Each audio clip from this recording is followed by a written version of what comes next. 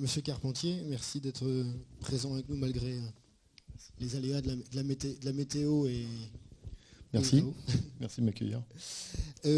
Donc vous, typiquement, vous avez connu la transformation, d'être un fournisseur qui se lance dans le bio. Est-ce que vous pouvez nous expliquer un petit peu justement comment vous êtes lancé dans le bio au niveau de Sévinor?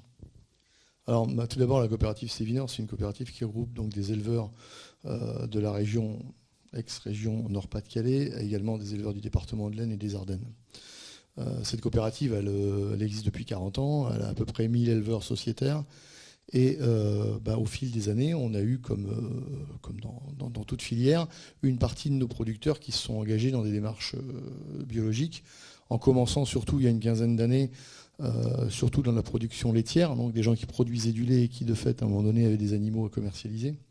Donc ça a été le début, nous, au sein même de la coopérative, de la démarche de la filière bio. Donc comme pour chacun de nos producteurs, dans quelques productions qui sont engagées, que ce soit en conventionnel, en label rouge, en bleu blanc cœur ou en bio, notre rôle c'est d'assurer la mise en marché, la commercialisation et la meilleure commercialisation de leur production. Et donc on a accompagné nos éleveurs engagés en bio depuis maintenant une quinzaine d'années à commercialiser leurs animaux. Donc ces animaux pendant très longtemps et jusqu'en 2010 on les commercialisait en totalité en dehors de la région. Et on avait, je dirais, les chiffres de la conversion et de l'évolution qu'on connaissait, qu'on pouvait prévoir, puisque on sait que quand un producteur se lance dans sa conversion biologique, on peut le détecter à l'avance. Et nos sociétaires nous disaient, on savait qu'on allait avoir pratiquement en 2010 50% de production en plus qui allait arriver sur le marché d'ici à 2014. Donc à ce moment-là, en partenariat avec Aprobio, entre autres le Gap Nord, et sous l'impulsion de la région, il y a eu différentes entreprises qui se sont engagées dans ce qu'on a appelé le Club Bio, où on s'est engagé à tout mettre en œuvre pour relocaliser le maximum de notre production. Donc nous, prendre le pari à ce moment-là de dire on va relocaliser la totalité de ce qui était pour produit et commercialisé hors région, c'était compliqué. Le pari qu'on a pris, c'était celui de dire, non, par contre, l'accroissement de volume que l'on va connaître et que l'on est capable de détecter aujourd'hui sur les 4 à 5 ans à venir, on va se concentrer à développer ce produit, transformer ce produit et le proposer en région. Donc on a commencé en 2010 par des actions spot, c'est-à-dire qu'on ne disposait pas forcément de la matière toutes les semaines. On n'avait pas non plus, je dirais, un fonds de commerce de clients en restauration hors foyer présent chaque semaine.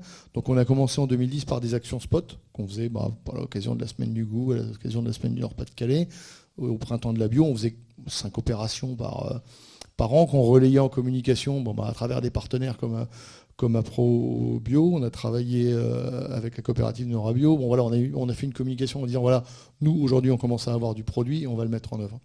Donc ça c'était pendant les 2 premières années. À partir de 2012, on a commencé à pouvoir proposer une gamme permanente. Et depuis 2013, on a commencé en partenariat avec d'autres entreprises, à la fois d'aliments du bétail, d'autres coopératives spécialisées, à développer une filière porcine pour pouvoir proposer de la viande de porc et commencer à transformer ce produit. Donc nous, on a misé, je dirais, sur ce développement parce qu'au sein de la coopérative, on a une filiale qui distribue de la viande en gros à destination de la boucherie artisanale, de la restauration hors foyer et en bio des magasins spécialisés. On a pris le pari de développer, et ça a été aussi un des éléments qui nous a décidé à investir dans un nouvel atelier de transformation qu'on a mis en œuvre maintenant il y a 18 mois et qui nous permet aussi de proposer plus de produits transformés comme des produits de charcuterie crue comme de la saucisserie, des paupiètes, des crépinettes, choses comme ça qu'on n'était pas capable de faire auparavant. Donc cette activité, aujourd'hui, elle représente, pour donner quelques chiffres simples, je dirais à peu près l'équivalent de 200 bovins transformés et distribués dans la région. Donc sur certainement à peu près 350 commercialisés cette année. Donc je pense qu'à partir de 2016, on pourra dire qu'on commercialise plus de bio issus de notre coopérative en région que hors région. Et puis donc cette filière porc qui monte en pression et pour laquelle pour le moment on est plutôt en manque de matières premières et où on fait plutôt un appel aux producteurs pour les gens intéressés. Et donc on va continuer à se positionner sur ce marché pour développer l'offre en viande bio et en allant peut-être plus loin dans l'élaboration et la transformation encore dans les années.